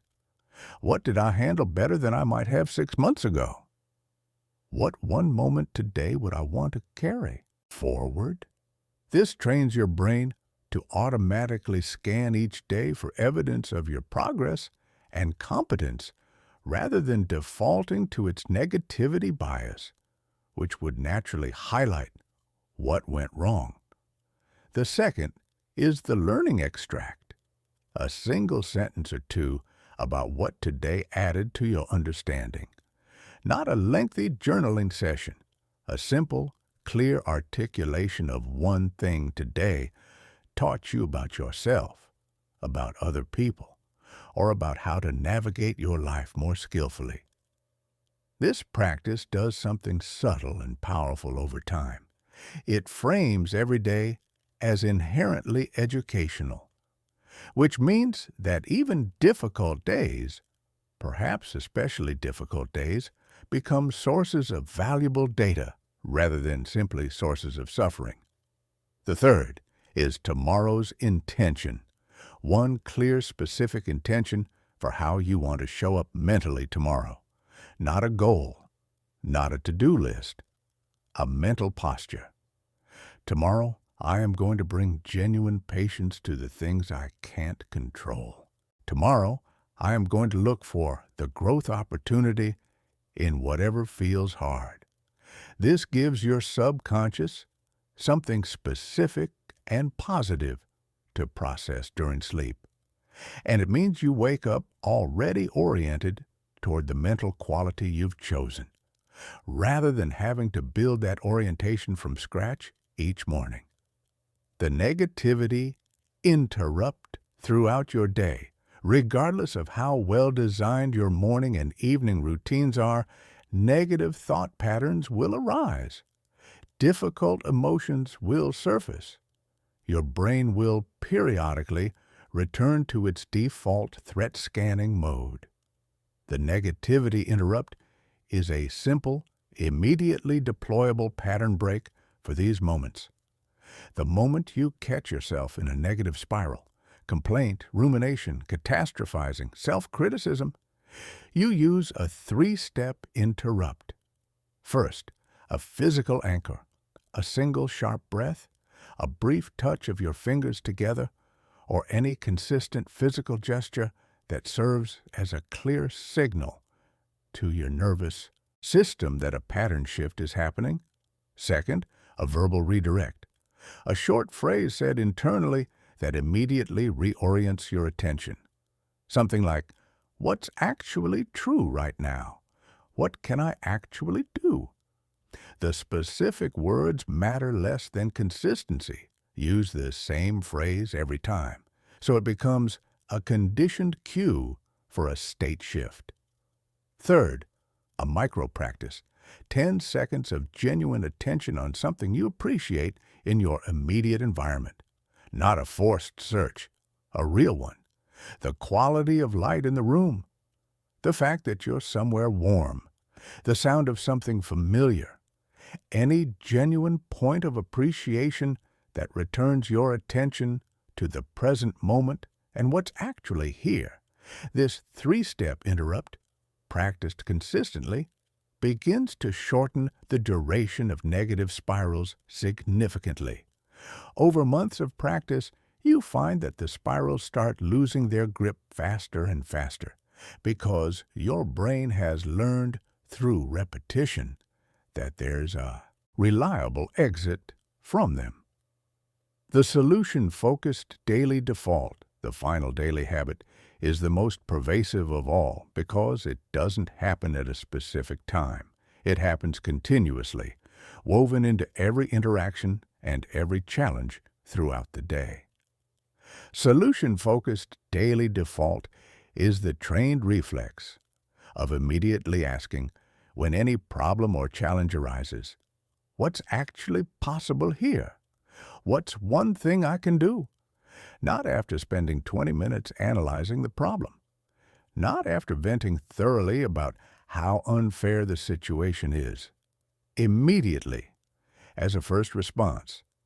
This doesn't mean you don't acknowledge difficulty. It doesn't mean you rush past genuine emotion. It means that once you've given a challenge the honest acknowledgement it deserves, your mind automatically pivots to agency rather than staying in complaint. The compound effect of this single habit, practiced daily across every area of your life, is genuinely difficult to overstate. Over a year of consistent practice, you become measurably more resourceful, more confident, more effective, and more genuinely positive. Not because life has become easier, but because your automatic response to difficulty has fundamentally changed. Chapter 10. The People Equation. How your social environment is either building or destroying your mental attitude. You can do everything else right. The habits, the visualization, the self-talk, the gratitude, and still find yourself struggling to maintain a positive mental attitude if the social environment you're living in is consistently working against you. This is not a small variable.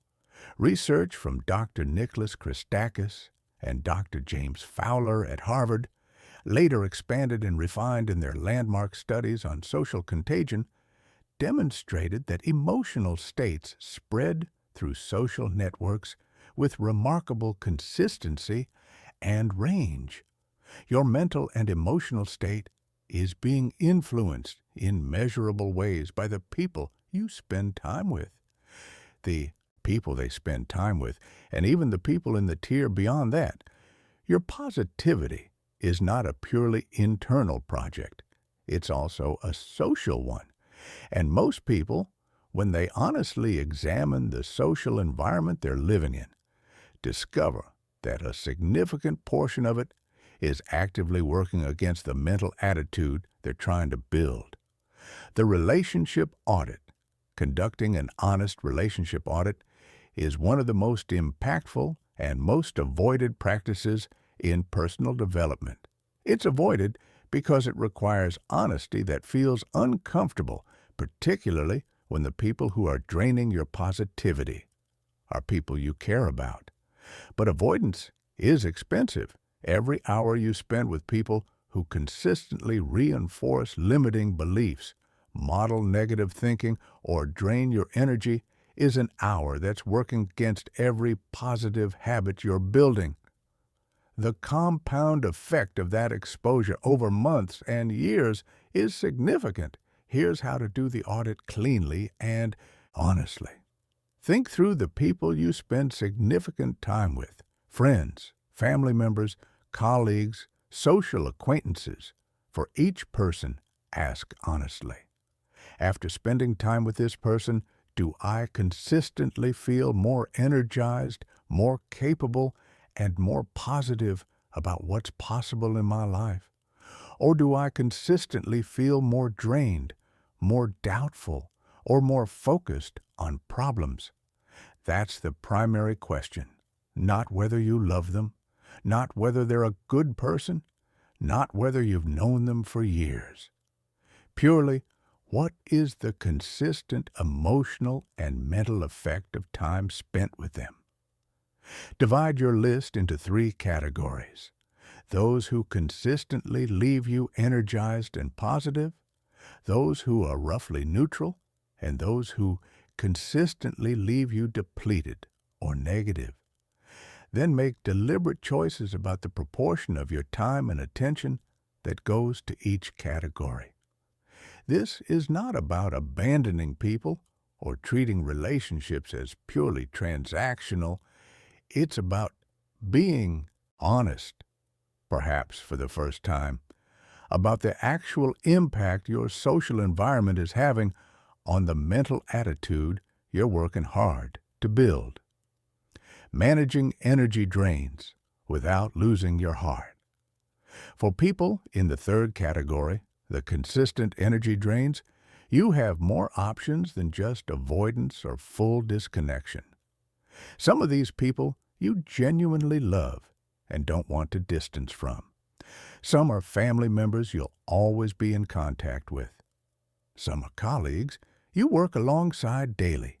The goal isn't to eliminate these relationships. It's to change your experience of them.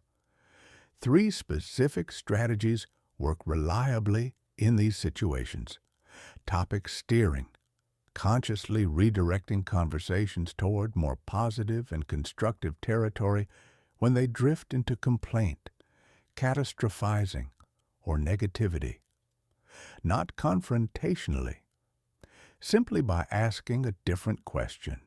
What do you think you could do about that? Is there any part of this situation you could actually influence? You're not dismissing their difficulty. You're gently modeling solution-focused thinking. Time limiting, being more intentional about the duration and frequency of interactions with people whose default energy significantly depletes yours. This is a boundary set internally and honored quietly that protects your mental resources without requiring any external announcement or confrontation. State management, entering interactions with consistent energy drains with your protection practices already activated the energetic boundary visualization from Chapter 8. A clear, internal intention set beforehand, the recognition that you can be fully present and genuinely compassionate without absorbing another person's emotional state as your own. Becoming a positive social force. Here's the dimension of social dynamics that most people in personal development miss, and it's arguably the most important one. The goal is not just to find positive people and avoid negative ones.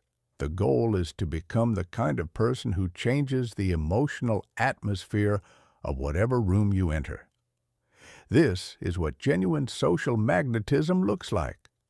Not charm or charisma in the conventional sense, but the capacity to consistently raise the mental and emotional state of people around you through your authentic presence, your questions, your responses, and your energy.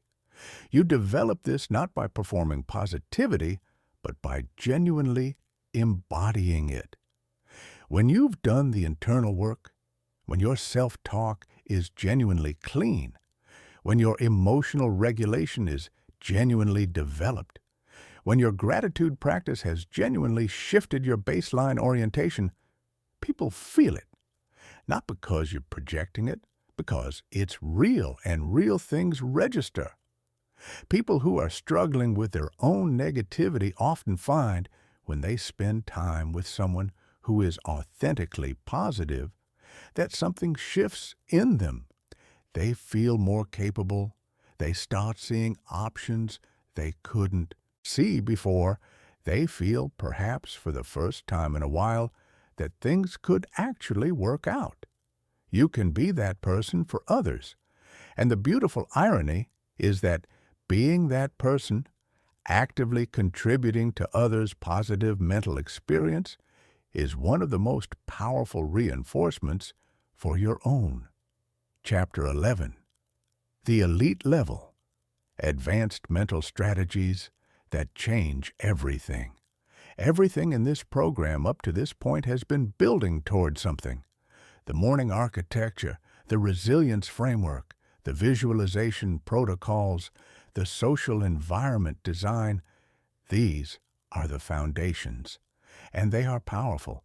For most people, consistently applying what you've learned so far would produce a genuinely transformational change in their mental attitude and their life experience. But there's a level beyond foundation, a level where the mental strategies become more sophisticated, more integrated, and capable of producing a quality of mental performance that most people never experience. This is the elite level, and it's available to you. Paradoxical thinking, the art of holding complexity. Most minds operate in binary, good or bad, success or failure, confident or uncertain. This binary operating system feels efficient, but it creates a brittleness that causes significant problems under real-world pressure. Because real life is not binary.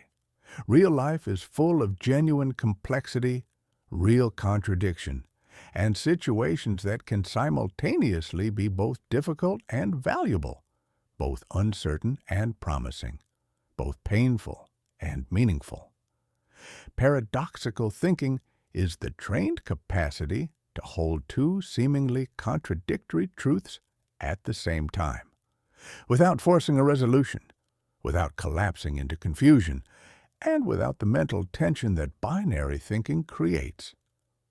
You can be completely confident in your abilities and genuinely humble about how much you still have to learn. These aren't contradictory. They're both true, and holding both simultaneously produces a mental state that's both grounded and curious, far more useful than either overconfidence or self-doubt alone. You can be deeply committed to your goals and genuinely unattached to specific outcomes. The commitment fuels your effort. The non-attachment prevents your well-being from being held hostage by results you can't fully control. You can acknowledge that something is genuinely difficult and maintain complete confidence that you have the capacity to navigate it. These truths coexist. In fact, they need each other, because genuine confidence isn't the absence of difficulty, it's the presence of trust in your own resourcefulness despite difficulty. Developing paradoxical thinking means training yourself to resist the urge to resolve everything into simple categories, and instead to hold the full, complex truth of situations, which almost always contains more positive possibility than a binary assessment would reveal. Temporal perspective, flexibility. Elite mental performers have an ability that most people don't develop. They can consciously choose which time perspective serves them best in any given moment. When you're in the middle of a genuinely difficult present moment, your mind's natural tendency is to get stuck in that moment, to let the difficulty of right now fill your entire field of vision. Temporal perspective flexibility gives you the ability to zoom out. From the right temporal distance, almost every present difficulty looks different. The project that feels overwhelming today is a minor chapter in a long career. The relationship tension that feels consuming this week is a single episode in a years-long connection. The financial stress of this period is a temporary phase in a life that has navigated challenging phases before. This is not minimizing real difficulty, it's accurately contextualizing it, which changes your emotional experience of it profoundly. Equally, when you need motivation and clarity, you can zoom forward. Connecting to your future self, your long-term vision, the person you're committed to becoming. When present circumstances feel discouraging, your future vision provides the emotional fuel to keep moving. And when you need peace, genuine, settled, undefended peace, you can zoom into the present moment itself. Right now, in this breath, what is actually wrong? Not what might happen, not what happened before. Right now, in this actual moment, what is genuinely present? Very often, the honest answer is less than you thought. Metacognitive mastery, thinking about your thinking. The final elite strategy is the one that underlies all the others, because it's the capacity that makes every other practice more effective. Metacognition is awareness of your own cognitive processes. The ability to observe your thinking patterns, notice when they're serving you and when they're not, and consciously redirect your mental resources. Most people are unconscious of their mental patterns. Their thoughts think them rather than the other way around. They move through their days on autopilot, running whatever cognitive program was loaded by their history, their conditioning, and their environment, without ever stepping back to ask whether that program is one they would consciously choose. Metacognitive mastery means becoming the deliberate director of your mental experience rather than just an actor following an unconscious script. In practice, this involves periodic check-ins throughout the day, brief, honest, non-judgmental assessments of your current mental state. What mode am I operating in right now? Threat mode or opportunity mode? Problem focus or solution focus? Fear or curiosity? Contraction or expansion? These check-ins don't have to be lengthy. 30 seconds of genuine self-awareness, 3 or 4 times per day, is enough to catch significant drifts from your intended mental state before they have time to build momentum. Over time, this metacognitive practice becomes so integrated that you're essentially maintaining a gentle, continuous background awareness of your own mental state, which gives you the ability to make real-time adjustments continuously, rather than waiting until you've spent hours or days in an unhelpful mental mode. This is what mental mastery actually looks and feels like from the inside, not the forced effort of trying to be positive. The effortless awareness of a mind that knows itself well enough to stay genuinely well-oriented through anything life presents. Chapter 12. The Consistency Code.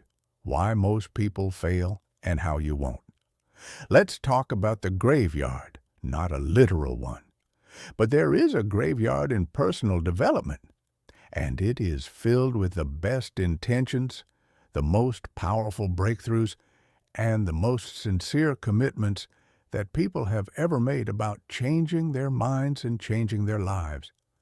People who read the books, did the exercises, felt the shift, made the promises, and then 3 months later, 6 months later, a year later, found themselves back where they started, running the same negative loops, defaulting to the same limiting patterns, wondering what happened to the person they briefly, genuinely became. This is not failure of character. It is failure of architecture. The difference between temporary change and permanent transformation is not motivation, not intelligence, and not the quality of the techniques you've learned. It is whether you have built a system that maintains itself, one that gets stronger under pressure rather than collapsing beneath it. Here is the fundamental insight of the Consistency Code. Your positive mental attitude system must be anti-fragile, not just resilient. A resilient system bounces back to its previous state when challenged. An anti-fragile system actually grows stronger from being challenged. Your goal is not to build a mental practice that survives difficult periods intact. Your goal is to build one that uses difficult periods as fuel. The 8 elements of long-term consistency. Element 1, progressive adaptation. Your practices must evolve. When gratitude journaling becomes automatic and easy, that's a signal not to stop, but to go deeper. Move from gratitude for the obvious to gratitude for the difficult. From appreciating what you have to genuinely appreciating the people you sometimes take for granted. From acknowledging your progress to sitting with genuine wonder at the improbability of your existence. Always find the next edge. Comfort is a signal to expand, not to settle. Element 2, redundant systems. Elite mental performers don't have one technique for staying positive. They have 7. They have morning practices and evening practices, internal tools and external anchors, individual habits, and community accountability. This redundancy means that when one system is disrupted by travel, by illness, by an extraordinarily difficult period, others remain operational. Your positive mental architecture never fully collapses because it was never dependent on any single component. Element 3, environmental design. Your physical environment is programming your subconscious mind continuously and silently. The objects around you, The visual reminders on your walls, the content streaming through your devices, the energy of the spaces you inhabit, all of it is shaping your mental default. Design your environments intentionally. Place things that remind you of who you're committed to being in places where you'll see them daily. Remove or minimize environmental triggers for your most persistent negative patterns. Your environment should be an ally in your mental development, not a neutral background or an active obstacle. Element 4. Cyclical renewal. Even the strongest commitment needs periodic renewal to stay vital. Schedule quarterly moments, even just a single afternoon, to step back from your daily practices and reconnect with the deeper reason behind them. Why does this matter to you? Not in an abstract sense, in the most personal, most honest sense. Who are you doing this for? What kind of life are you building, and why? What would it mean if you gave up on this? Reconnecting with your genuine motivation at regular intervals provides the emotional fuel that daily practice alone cannot always sustain. Element 5. Failure integration. Here is perhaps the most important element of long-term consistency, and the one most people never properly build into their systems. You will miss days, you will have weeks, where every positive habit collapses under the weight of circumstance. You will go through periods where the mental work feels impossible, and the positive state you've built feels like it belongs to a different version of you. This is not the exception. This is the normal, inevitable, fully expected rhythm of genuine long-term development. The question is not whether you'll have setback periods. The question is whether your system includes a reliable, compassionate, non-dramatic protocol for returning to your practices after them. Build that protocol now. Make it simple. If I miss my morning practice, I do a 3-minute version at whatever time I notice the miss. If I've been off my practices for a week, I restart tomorrow with day one energy and zero self-recrimination. My only job is to return. The speed of your return, practiced over time, becomes one of your most powerful resilience assets. Element 6. Community accountability. Individual willpower is a limited and unreliable resource. Community is not. When you are connected to even one other person who is on the same journey, someone who shares your commitment to mental development and will both support you and hold you accountable, your long-term consistency improves dramatically. Find that person or group. Share your practices, your progress, and your struggles with them. Let their journey inspire yours. Let yours inspire theirs. The mutual accountability of genuine community is one of the most powerful forces in human development, and it's been the mechanism behind virtually every significant sustained transformation in human history. Element 7. Purpose connection.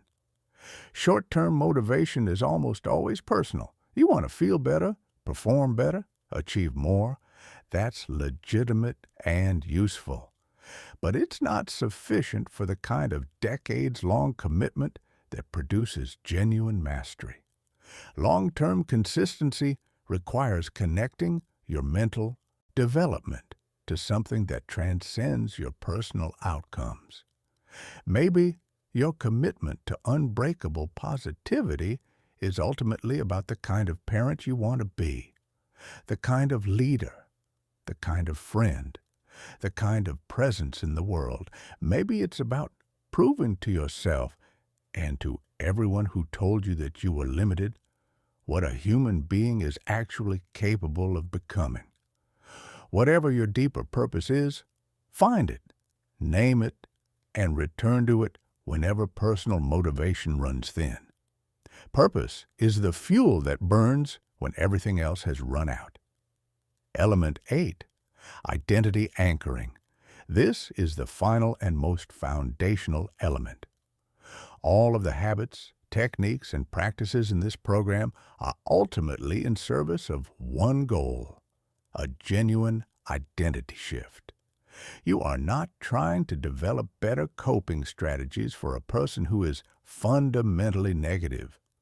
You are becoming a different kind of person altogether, one for whom positivity, resilience, and solution-focused thinking are not effortful achievements, but natural expressions of who you are. Anchor to that identity deliberately. Use the language of identity, not behavior, not "I'm trying to be more positive, but I am someone who meets difficulty with curiosity and strength." Not "I'm working on my self-talk, but I'm a person who speaks to myself the way a true ally would." Identity is the deepest level of change, and when the change happens at that level, consistency stops being a challenge because there's nothing to be consistent about. You're simply being who you are. Chapter 13, The Ripple That Doesn't Stop. Your positivity as a force in the world. Here is the truth that gives everything in this program its deepest meaning. What you're building is not just for you. Every genuine transformation in a single human being creates expanding circles of influence that reach further than that person will ever fully know.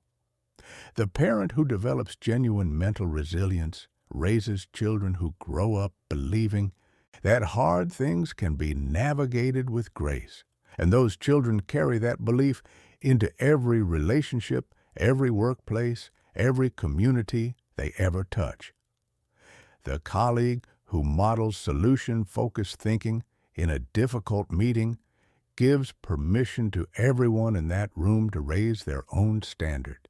The friend who stays genuinely positive through a crisis becomes a living proof of what's possible for everyone watching. You're not just developing a positive mental attitude for the sake of your own well-being, though your well-being matters enormously. You are developing it because the world is in desperate need of people who can hold steady, think clearly, and bring genuine hope to situations that feel hopeless.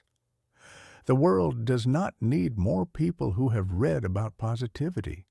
It needs people who embody it so thoroughly and authentically that others can't help but be affected by their presence.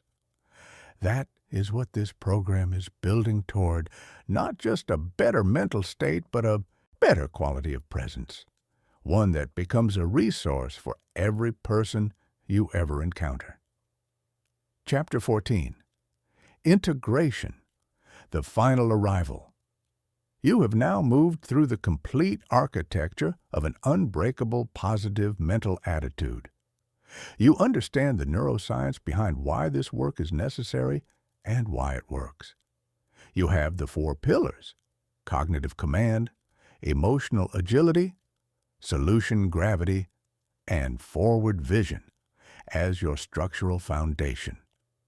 You have transformed your internal dialogue from a source of sabotage into a genuine ally.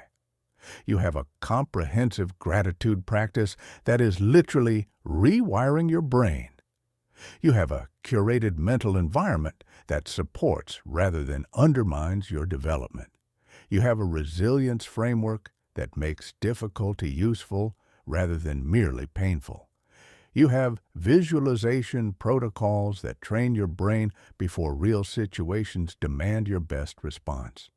You have a criticism shield that protects you from others' negativity while keeping you open to genuine feedback. You have a daily system of habits that produces positivity as an automatic output. You have clarity about your social environment and the tools to shape it intentionally. And you have the elite-level strategies that take your mental performance beyond what most people ever reach. This is a complete system, not a collection of tips, a genuine integrated, science-based architecture for the most important project you will ever undertake, the deliberate development of your own mind. But here is the final truth, and it is the most important thing in this entire program. Knowledge without action is just entertainment. Everything you've read here exists in potential until the moment you actually begin. The most sophisticated mental architecture in the world is worth nothing if it lives only in your understanding and never in your practice. So here is your starting point, made as simple as it can possibly be. Tomorrow morning, not next week, not when the timing is better, not when you've read this again or taken more notes. Tomorrow morning, you begin. You wake up 5 minutes earlier than usual. You sit quietly for 60 seconds before you look at your phone. You think of 2 things you're genuinely grateful for and actually feel them. You set one intention for how you want to show up mentally today. That's it. That is the beginning. From that beginning, practiced every single day with genuine commitment, everything else grows. The habits compound, the neural pathways strengthen, the identity shifts, the resilience deepens. The positivity becomes less something you work at and more simply something you are. And one day, sooner than you think, you will find yourself in a situation that would have broken you before, a setback that would have sent you spiraling, a criticism that would have derailed you for days, a challenge that would have felt insurmountable. And instead of breaking, you will find your footing. Quickly, naturally, without drama. You will ask what this is here to teach you. You will look for the path forward. You will find something, however small, to be genuinely grateful for in the middle of the difficulty. And in that moment, you will know that the work was real, that the change is permanent, that you have become, at the deepest level, someone whose mind cannot be broken. That person has always been available to you. This program has simply been the path to finding them. The work is yours now. Begin.